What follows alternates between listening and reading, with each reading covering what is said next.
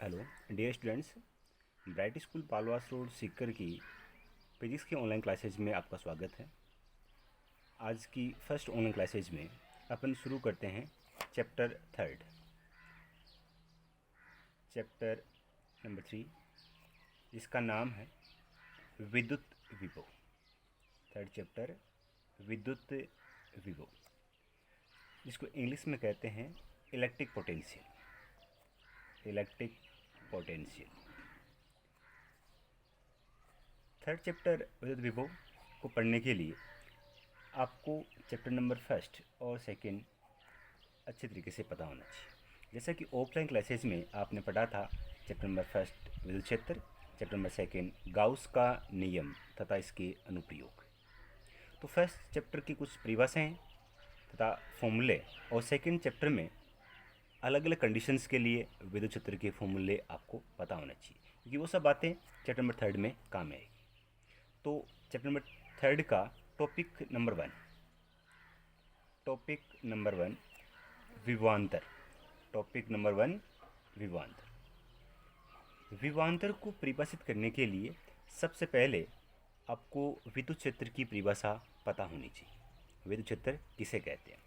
विद्युत क्षेत्र को डिफाइन करने के लिए क्या होगा इसके अंदर?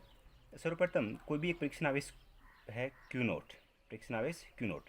तो किसी परीक्षण आवेश के चारों ओर, इस परीक्षण आवेश के चारों ओर वह सीमित क्षेत्र, एक सीमित क्षेत्र है किसी परीक्षण आवेश के चारों ओर वह सीमित क्षेत्र जिसमें अन्य आवेश रखने पर यह आवेश इस आवेश के कारण बल का अनुभव करे, विद्युत क्षेत्र कहलाता है। बात समझ में आई? विद्युत क्षेत्र किसे कहते हैं? किसी आवेश के चारों ओर वह सीमित क्षेत्र जिसमें अन्य आवेश रखने पर वह आवेश इस आवेश के कारण बल का अनुभव करता है, तो क्या कहलाता है? वह विद्युत क्षेत्र। तो ये जो कंप्लीट क्षेत्र है वो क्या हो गया? विद्युत क्षेत्र। ये क्षेत्र क्या हो गया? विद्युत क्षेत्र। उसके बाद में इस विद्युत क्षेत्र से परिभाषा आएगी विभवांतर की। तो विभवांतर को परिभाषित करने के लिए विद्युत क्षेत्र काम में आता है। इसमें होगा क्या? मान लीजिए कोई परीक्षण आवेश Q0 है, वह बिंदु ए पर स्थित है। परीक्षण आवेश Q0 बिंदु ए पर स्थित है और इस परीक्षण आवेश Q0 को बिंदु ए से बी तक ले जाने में, परीक्षण आवेश Q0 को बिंदु ए से बी तक ले जाने में किया गया कार्य, जो कार्य है वो WAB हो। किसी परीक्षण आवेश Q0 को बिंदु ए से बी तक ले जाने में किया गया कार्य WAB हो, तो WAB अपॉन Q नोट इन दोनों बिंदुओं के मध्य विभवांतर कहलाता है।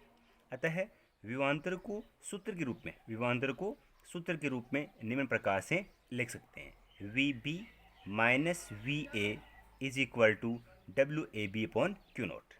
VB minus VA is equal to WAB upon Q naught. बात समझ में आई? विभवांतर को परिभाषित करने के लिए मैंने क्या बताया?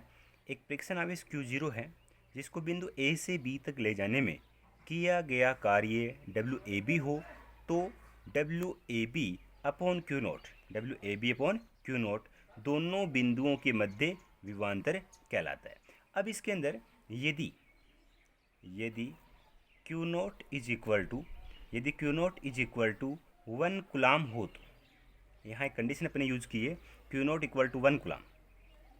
उस कंडीशन में इस फॉर्मूले से VB माइनस VA की वैल्यू क्या हो जाएगी? VB minus VA। यहाँ पर Q नोट की वैल्यू 1 होगी, तो WAB upon 1 is equal to क्या होगा? WAB। तो VB minus VA is equal to WAB। तो ये फाइनल परिभाषा बन गई किसकी? विभवांतर की। विभवांतर किसे कहते हैं? देखेंगे आप इधर, एकांक धनावेश को विद्युत क्षेत्र में एक बिंदु से दूसरे बिंदु तक विस्थापित करने में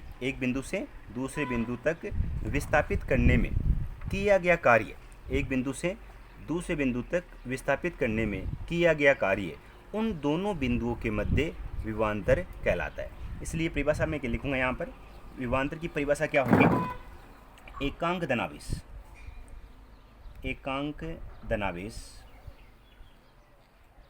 धनावेश को विद्युत क्षेत्र एकांक धनावेश को विद्युत क्षेत्र के एक बिंदु से, विद्युत क्षेत्र के एक बिंदु से दूसरे बिंदु, एक बिंदु से दूसरे बिंदु तक विस्थापित, एक बिंदु से दूसरे बिंदु तक विस्थापित करने में, एक बिंदु से दूसरे बिंदु तक विस्थापित करने में किया गया कार्य उन दोनों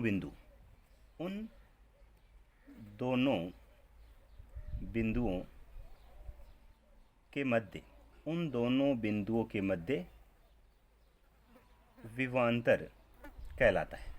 उन दोनों बिंदुओं के मध्य विभवांतर कहलाता है। तो ये एक फाइनल परिभाषा हो चुकी किसकी? विभवांतर की। विभवांतर किसे कहते हैं? एकांक धनावेश को विद्युत क्षेत्र में, एकांक धनावेश को विद्युत क्षेत्र में एक बिंदु से दूसरे बिंदु तक विस्थापित करने में किया गया कार्य उन दोनों बिंदुओं के मध्य विभवांतर कहलाता है। उसके बाद में कुछ टर्म्स है इस विभवांतर से संबंधित, जो कि बहुत बार काम में आता है। पहली जो टर्म्स है वो क्या है? फर्स्ट टर्म्स, विभवांतर एक अदिश राशि होती है। विभवांतर एक अदिश राशि होती है। विभवांतर क्या होती है? एक अदिश राशि। विभवांतर एक अदिश राशि होती है। अदिश राशि किसे कहते हैं? वे राशियां जिनका केवल परिमाण हो, दिशा नहीं हो, अदिश राशियां कहलाती। जैसा कि जो फॉर्मूला था इसका, इससे भी स्पष्ट है। WAB कार्य है, एक अदिश राशि है, आवेश एक अदिश राशि है, और आप सभी जानते हैं दो अदिश भौतिक राशियों का अनुपात भी क्या होगा? अदिश राशि। तो विभवांतर क्या होता है? एक अदिश राशि। सेकंड जो पॉइंट है इसका वो है विभवांतर का SI मात्रक। विभवांतर का SI मात्रक वोल्ट होता है। विभवांतर का SI मात्रक वोल्ट होता है। एक अन्य SI मात्रक भी होता है, जो कि जो फॉर्मूला था विभवांतर का क्या? VB minus VA is equal to WAB upon Q0 से भी आता है। एक तो SI मात्रक क्या होता है? वोल्ट। दूसरा किससे आएगा? इस फॉर्मूले से। कार्य का SI मात्रक क्या होता है? जूल। कार्य का SI मात्रक क्या होता है? जूल। आवेश का SI मात्रक क्या होता है? कूलाम। तो आवेश का SI मात्रक कूलाम होता है, तो जूल प्रति कूलाम किसका मात्रक हो गया? विभवांतर का। तो जो मोस्ट जनरली मात्रक काम में आता है वोल्ट काम में आता है। अन्य जो मात्रक है SI मात्रक वो होता है जूल प्रति कूलाम। तो एक तो क्या बताया मैंने? विभवांतर अदिश राशि होती है। दूसरा क्या बताया? इसका SI मात्रक वोल्ट होता है, और साथ में एक अन्य SI मात्रक जूल प्रति कूलाम होता है। जो थर्ड पॉइंट है इसका वो है विमा। किसकी विमा? विभवांतर की। तो विभवांतर की विमा ज्ञात करने के लिए आपको ये वाला फॉर्मूला यूज़ करना होगा। जैसा कि 11th क्लास में मैंने बताया था आपको विमा किस प्रकार से ज्ञात करते हैं। पहले फॉर्मूला यूज़ करेंगे। फॉर्मूले के अंदर देखेंगे अपन, इसमें है क्या? विभवांतर कार्य और आवेश का अनुपात होता है। तो कार्य का फॉर्मूला क्या होता है? कार्य बराबर बल इंटू विस्थापन। आवेश के लिए I इज इक्वल टू आपने पढ़ा था Q अपॉन T। तो इस फॉर्मूले से Q इक्वल टू क्या होगा? IT। तो Q0 परीक्षण आवेश था, Q एक सिंपल आवेश है, तो परीक्षण आवेश और आवेश सिंपल सी बात है, आवेश की बात हो रही है। तो इसका क्या फॉर्मूला हो जाएगा? I into T.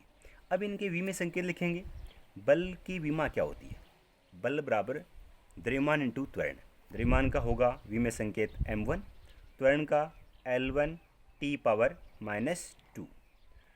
उसके बाद में विस्थापन हो, लंबाई हो, चौड़ाई हो, ऊंचाई हो, इन सभी का V में संकेत क्या होता है? L, जिसको L पावर 1 भी लिख सकते हैं।